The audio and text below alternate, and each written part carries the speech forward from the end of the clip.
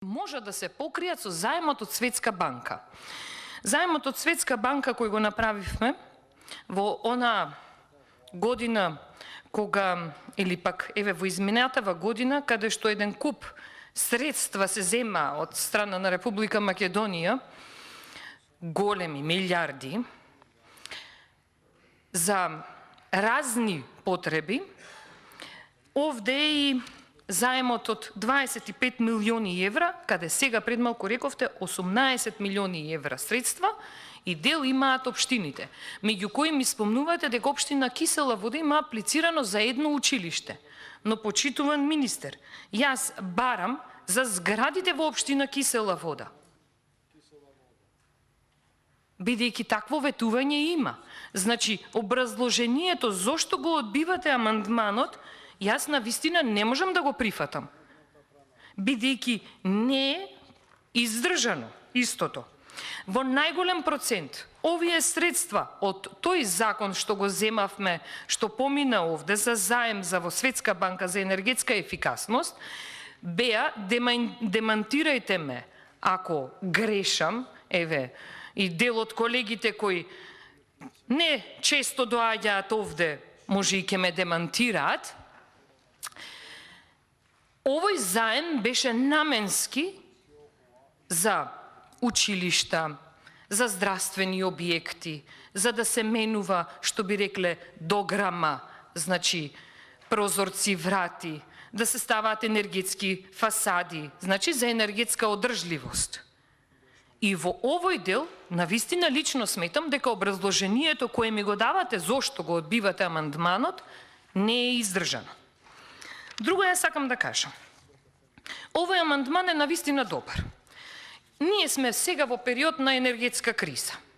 Замислете, во овие, еве јас 4 пати истиот амандман го поднесувам, со нецелосна сума. Не е сумата целосна за потребите во Кисела Вода. Има потреба од поголема сума, но сепак имаме одредено разбирање и велам, етапно да ги завршуваме работите. Значи, што добиваме со сето ова? Финансиска заштеда за семејниот буџет, на семејствата на кои што има навистина потребно вакво нешто. Заштеда на топлинска енергија. Здравиот и модерниот изглед на зградите ќе допринесе за намалување на и како големата депресија која ја имаат граѓаните во кои живеат сега во овој период. Има друга позитивна страна. Тука ќе се ангажираат градежни фирми, градежни работници ќе им се обезбеди работа. Со ова во краен случај ќе се внимава најмногу и на екологијата. Секако, нели, во позитивна насока, бидејќи ќе стане збор за нешто со кое што ние одржливо ќе се однесуваме спрема природата. Но јас овде ќе кажам, и не ме чуди оваа реакција која добиваме. Вие не го прифативте амандманот за намалување на цената на горивата. Вчера не го прифативте амандманот за инсталирање на фотоволтаични панели на домакинствата. И јас ќе ве прашам, колеги, и сега ќе бидам поагресивна за разлика од претходно. Што ни е нам приоритет во државава? Здравието или криминалот? Јас ќе одберам дека на вас ви е приоритет повеќе криминалот. Не е здравјето во државава повеќе приоритет. Заради тоа што од овој буџет, почитувани колеги, кога станува збор за тоа како се менаџираат средствата, во најголем процент се повлечени средствата за справување со ковид криза, имаме неквалитетно планирање на средствата за 2022 година кога станува збор за екологија.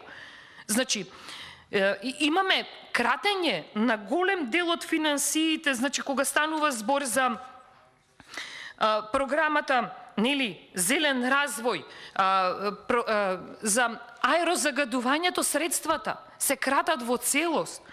И сакате сега да го прифатам фактот дека овој амандман не е издржан и не треба да биде прифатен. Нема да го прифатам, заради тоа што имате знаете, за зелен развој викате програма, во која што во комплет не знаете во целост оваа програма каде ќе се трошат финансиите во 2022 година. И јас ви велам, зар 1% е многу ова што го барам? Од 30 милиони евра, што не знаете каде ќе ги потрошите, јас велам за кисела вода, дајте да потрошиме само 1%.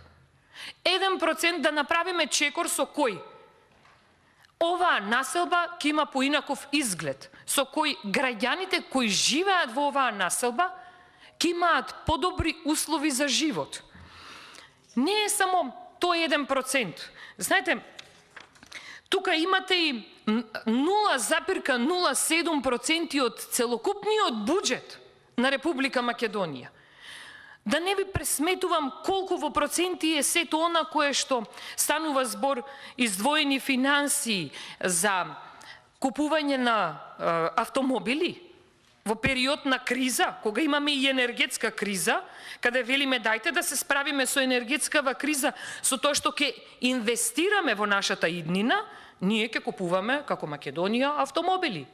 Дајте да се справиме со сите кризи кои ги имаме овде. Вие ни велите, не може, треба средствата од ковид да се повлечат и да се стават во програмата C5, програмата за зелен развој, програма за која не знаеме каде финансиите ќе се трошат. Мене ми е многу, навистина жал, зошто овде на еден начин правиме додворување спрема граѓаните кои не следат, но додворување на многу нереален и неправеден начин. Лично сметам, и колеги ви се обраќам вам, кои треба да гласаме после за ова, да го поддржиме овој амандман, бидејќи правиме еден позитивен исчекор со тоа што ќе обезбедиме финансии за да се отпочне нешто што е ветено 2017 година од ваша страна, од страна на Социјалдемократскиот сојуз. Ветено е дека ќе се направат енергетско ефикасни фасади и еве ви можност да го поправите тоа. По четврт пат ве замолувам. Ви благодарам.